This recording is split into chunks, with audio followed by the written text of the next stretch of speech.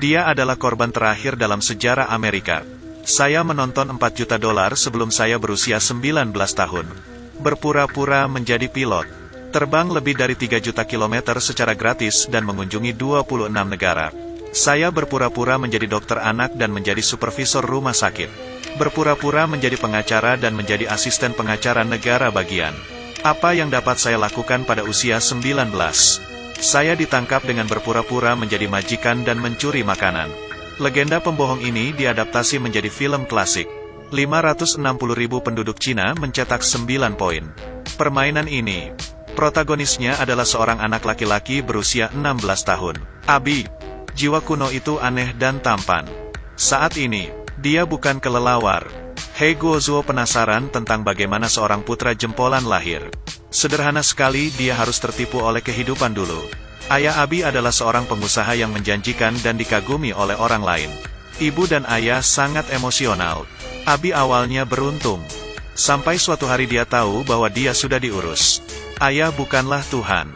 Bisnisnya tidak berjalan baik dan mobilnya diambil oleh bank. Pindah rumah besar ke apartemen kecil. Dan mereka menyalahkan semua ini atas ketidakadilan pemerintah AS. Segera dia mengetahui bahwa dia ditangkap lagi. Ibu sebenarnya tidak mencintai ayah. Dan berkumpul dengan teman ayah. Abi terpaksa dipindahkan ke sekolah baru. Dia mengenakan seragam sekolah dan jas. Yazi diganggu oleh embun beku sekolah. Dia datang ke kelas. Dengan tulus terlihat seperti guru pengganti. Abi yang jenius memiliki ide. Lakukan 2 hal. Datanglah ke podium dan tulis nama Anda di pena besar. Saya guru pengganti Anda. Kepala sekolah itu bodoh. Mahasiswa yang hadir masih tak percaya, teriak Abi. Duduk bersandar. Ada juga sikap guru. Semua orang percaya. Ngomong-ngomong itu Abi dan dia menarik kampus keluar untuk menghukumnya karena membaca teks. Kali ini, guru pengganti datang. Seorang wanita tua yang lemah. Abi menyuruhnya pergi dengan beberapa kata santai. Tentu saja nanti ungkap. Tapi sudah seminggu penuh. Dia berpura-pura menjadi 7 selama seminggu penuh. Juga mengadakan pertemuan orang tua. Kepala sekolah menggugat orang tuanya. Di luar kantor, Abi sekali lagi mengungkap kekuatan pengamatan supernya. Lihat saja slip cuti teman sekelas perempuannya. Dia tahu itu palsu karena seks tidak dianalisis. Segera, hidup akan melakukannya untuk pertama kalinya. Ibu dan ayah akan bercerai. Mereka sebenarnya ingin dia memilih siapa. Dingin seperti ini membuatnya pingsan. Abi merebut pintu dan lari dari rumah. Kali ini dia berumur 17 tahun. Apa yang harus dilakukan jika tidak ada garis? Abi mulai memalsukan cek. Ini sangat buruk pada awalnya. Mencoret angka-angka di cek. Gunakan pensil untuk mengubah ke angka lain. Buat nama palsu lain dan tempelkan. Tapi tidak ada yang percaya cek ini. Berpura-pura terlihat. Berpura-pura menjadi menyedihkan dan melihat melalui. Berpura-pura sakit. Saat ini dia tiba-tiba melihat seorang pilot. Pilot-pilot sangat populer di era ini. Kecantikan dan anak-anak harus menandatangani. Gan adalah awal dari rencana baru Abi. Berpura-pura menjadi reporter untuk mewawancarai pimpinan maskapai. Punya banyak informasi penting. Jalan palsu 7 lisensi pilot. Berpura-pura menjadi pilot dan hubungi maskapai penerbangan. Saya menanyakan lokasi pabrik produksi seragam. Biarkan mereka membuatkan dia seragam. Sejak itu, Abi menjadi pilot. Berjalan di jalan. Dengan nilai ini, gunakan pemegang saham palsu di bank untuk meragukannya lagi. Dan teknik pemalsuan ceknya semakin baik. Logo maskapai penerbangan pada model tongkat gelembung model pesawat. Diposting di cek gaji palsu. Akhirnya berhasil ditukar dengan uang tunai dalam jumlah besar. Dia mulai merendam model dalam batch dan menempa pemeriksaan dalam batch. Segera dia meningkatkan triknya. Mulai menyamar sebagai pilot. Saya juga mendapat janji dengan pramugari. Kekanak-kanakan. Tapi dia masih belum puas. Apa yang dilakukan bocah 17 tahun ini? Menjadi pembohong terkuat Amerika. Saya pikir itu kepercayaan diri dan observasi yang kuat. Lihat pena jaring. Menatap teller bank. Akhirnya memilih seorang suster teller yang tampaknya tidak bersalah. Dia mulai memukulnya. Saya ingin mencairkan cek tersebut. Lalu mengajakmu makan makanan barat. Oh. Nah, penampilan juga sangat penting. Segera gadis itu mulai mengajak Abi mengunjungi bagian dalam bank. memperkenalkannya ke printer pendukung. Andalkan pengetahuan ini, Abi sebenarnya menggunakan mesin pengenal jejak magnetis dari sebuah bank terbalik. Cek palsu miliknya semakin bersayap, menipu semakin banyak baris. Dengan cepat menarik perhatian FBI. Lawan Abi adalah FBI, Paman Han. Orang ini menyenangkan. Dia tahu tidak pernah ke garis depan. Jadi menangkap orang itu dengan serius. Dia mengejar ke setiap sudut. Ambil napas panjang. FBI, apakah memang ada orang di dalam kamar Abi? Ada orang di pintu gerbang. Abilah yang keluar. Aku melihatnya dengan tenang memperkenalkan Paman Han. Paman Han sangat gugup. Orang ini berteriak. Saat ini, Abaid kota santai. Saya di sini untuk menangkap orang juga. Apakah Anda pikir Anda akan menangkapnya? Saya menangkapnya di internet. Paman Han akan curiga. Pena angin mengeluarkan bungkusan kawat dan memberikannya kepada Paman Han. Dompet ini tidak bisa dibuka. Belum dibuka. Abi meminta Paman Han untuk melihat ke jendela. Ada dua orang di bawah. Abizu adalah orang yang kami tangkap. Paman Han sudah mempercayainya. Dan Abi mulai meminta kembali pekerjaannya. Paman Han memberikannya. Dia mengambil barang dan pergi setelah menonton. Paman Han menghela napas lega. Duduk di tempat tidur. Tiba-tiba dia merasa ada yang tidak beres. Dia membuka kabel dan melihatnya. Itu semua adalah kertas kabel. Baru kemudian dia tahu bahwa dia telah melepaskan pembohong. Bahkan dandani dirinya seperti 007, memproklamirkan dirinya, ada bunga yang tak habisnya. Tapi apakah dia bahagia? Tidak. Pada malam Natal, Paman yang masih bekerja menerima telepon. Ternyata dari Abi. Abi mengobrol dengannya. Dia bilang saya berada di kamar 3113 Hotel XX dan bisa datang untuk menangkap saya. Paman Han tidak percaya. Tapi dia tiba-tiba tertawa. Saya juga menunjukkan kondisi pikiranmu saat ini. Kamu pasti kesepian dalam hidup ini kan? Abi dengan cepat menutup telepon. Dia berjalan keluar dari pintu hotel. Dia tidak berbohong pada Paman Han. Dia hanya tahu bahwa Paman Han tidak akan mempercayainya.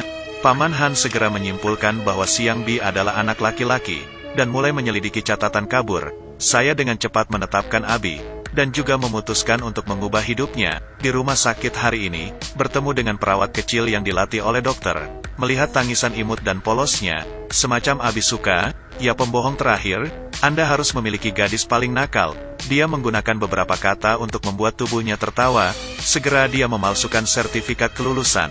Kemudian datang ke rumah sakit ini untuk melamar pekerjaan sebagai supervisor. Jemput adikku saat menjadi supervisor. Namun saat menyaksikan anak yang terluka itu, dia merasa dia tidak tahan. Dia dengan cepat bergegas ke toilet dan muntah. Itu palsu. Tak lama kemudian dia memutuskan untuk berganti karir lagi. Datang ke rumah pacar saya. Menemukan ayahnya adalah seorang pengacara yang layak. Apakah dia terbiasa lagi di meja makan? Saya adalah seorang pembangun sebelum saya menjadi seorang dokter. Ayah gadis itu dengan cepat melihatnya. Dia meneriakkan hal yang sama ke samping dan bertanya apa yang ingin dia lakukan. Abi mengubah wajah Guan Cheng, beritahu pengacara bahwa saya bukan apa-apa. Aku hanyalah anak laki-laki yang sangat mencintai Ling Ai. Pengacara segera mengenalinya dan menerimanya. Perlakukan dia sebagai miliknya, dan menjadikannya asisten pengacara negara. Tentang pembohong di rumah terakhir Amerika. Apa negara terbesar yang bisa dipilih? Bukan bagaimana dia menipu banyak orang. Begitulah cara dia menipu dan lulus ujian pengacara. Bagaimanapun, kertas tes tidak bisa dibunuh. Jawabannya ada di akhir. Mari kita baca dulu kisah Abi. Ayah mertua sangat menimbangnya, memperkenalkannya sebagai asisten pengacara, dan mengajaknya makan malam dengan gubernur. Sangat disayangkan pada malam pernikahan, FBI menangkapnya. Pena jaring peringatan mencium bahaya. Cepat ke kamar dan kemasi barang bawaan saya. Buka koper yang penuh dengan uang kertas. Tidak bisa muat. Dia berkemas dan lari. Sayang sekali saya bisa mengatur pacar saya untuk pergi bersamanya dari sekarang. Dari sekarang, FBI melakukan peringatan tingkat pertama di Bandara Miami. Penampilan Abi sudah lama penuh kekerasan. Hampir tidak mungkin baginya untuk masuk. Tapi dia adalah pembohong resmi terkuat di Amerika. Dia memikirkan tipuan. Datang ke universitas lokal sebagai pilot. Dikatakan untuk mewawancarai 8 gadis sebagai pramugari masa depan. Gadis wajahnya, memilih 8 paling terang. Lalu biarkan wanita cantik ini membawanya ke bandara. Jika kunci rendah tidak berguna, kunci tinggi ke ekstrim. Polisi FBI yang melewati mereka. Semua tertarik dengan keindahan musim semi. Tidak ada yang memperhatikan penjahat yang paling dicari di antara mereka. Di sisi lain, Abi juga milik sesama. Berpura-pura curiga, melayani FBI untuk menangkap dan memindahkan harimau itu dari gunung. Jadi Abi berhasil kabur lagi. Dia berkeliaran di Eropa untuk menipu orang. Sampai 7 bulan kemudian, terpilih. Hari ini, Paman Han pergi untuk membangun dan menangkapnya sendirian. Masuk ke pabrik, cek Abi. Abi sangat senang melihat bahwa dia tidak terkejut. "Selamat Hari Natal," kata Paman Han. "Ada 20 senjata polisi menunggu Anda di luar. Saya meyakinkan mereka untuk membiarkan saya masuk dan membawa Anda keluar dengan damai." Abi tidak percaya. Tapi Paman Han dengan tenang bentrok ini berangin. "Jika Anda keluar sendirian Anda akan ditembak mati." Abi masih tidak percaya dia mau keluar. "Anda akan mati." Abi akhirnya percaya. Dia membiarkan Paman Han online-nya. Saat mereka keluar, diam di luar. Abi tersenyum, si pembohong akhirnya tertipu. Tidak, saat ini sebuah mobil polisi datang. Benar saja banyak polisi yang disewa dengan kejam untuk membawa pergi Abi. Beberapa bulan kemudian, Paman Han akhirnya menyelesaikan prosedur ekstradisi, membawa Abi kembali ke China untuk menjalani hukumannya. Paman Han memberitahu Abi tentang cerita buruk di pesawat. "Ayahmu sudah meninggal." Kalimat ini mematahkan Abi. Dia bergegas ke kamar mandi dan menangis. Sampai pesawat mendarat, pena tidak keluar. Mereka mendobrak masuk dan menemukan bahwa itu kosong. Batasan Abi, dia bahkan kabur dari kompartemen di belakang toilet. Begitu pesawat mendarat, dia jatuh. Kali ini dia tidak akan mati, tapi keluar dari rumah ibuku, dia melihat ke dalam melalui mayat ibu. Dia telah membentuk keluarga baru dengan orang lain, dan ada juga seorang gadis kecil imut yang merupakan adik perempuan yang belum pernah dia temui sebelumnya.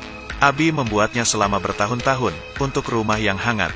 Tapi dia tidak menemukannya pada akhirnya, mungkin tidak bisa kabur.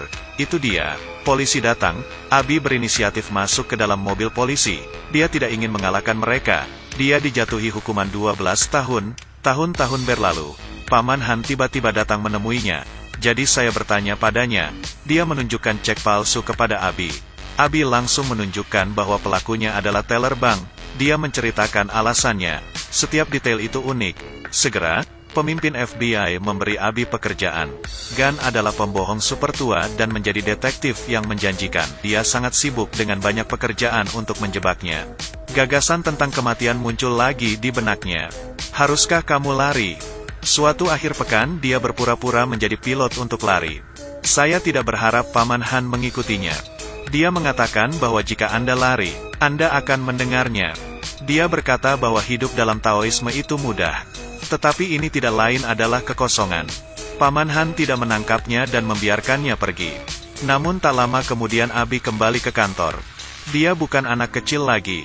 Dia tahu bahwa di dunia ini hanya Paman Han yang meninggalkan tempat untuknya.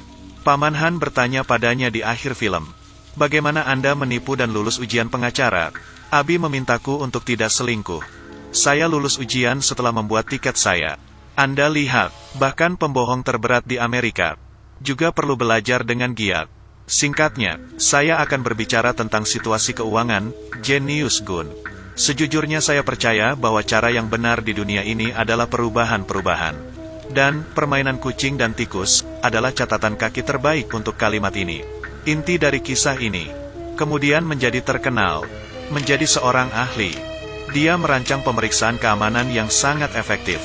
Perusahaan-perusahaan Fortune 500 dan banyak bank bayar dia beberapa juta dolar setiap tahun. Dia memiliki 73 anak setelah 26 tahun menikah. Tentu saja berbohong itu mudah. Tapi, hidup yang indah tidak bisa dibodohi. Hidup yang indah hanya bisa diperjuangkan.